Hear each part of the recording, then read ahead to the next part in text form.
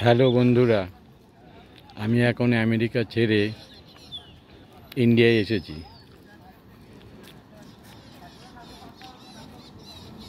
এবং ইন্ডিয়ার রেলওয়ে ট্রেনের ভিডিও তুলছি। তোমরা যারা আমার ইউটিউব চ্যানেলের ভিডিওগুলো রেগুলার দেখো, তারা এই ট্রেনের ভিডিওগুলো দেখো এবং ভালো লাগলে লাইক শেয়ার করো। ভালো থেকো।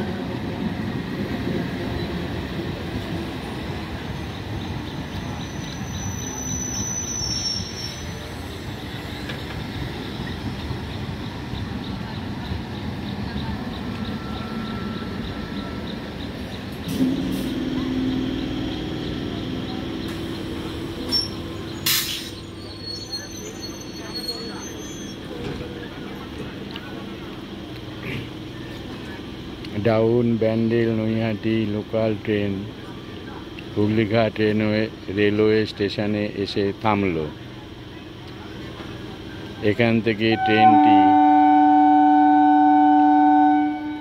গড়িপা রেলওয়ে স্টেশন হয়ে নৈহাটি রেলওয়ে জাংশনে যাবে। ট্রেনটি ছেড়ে দিল।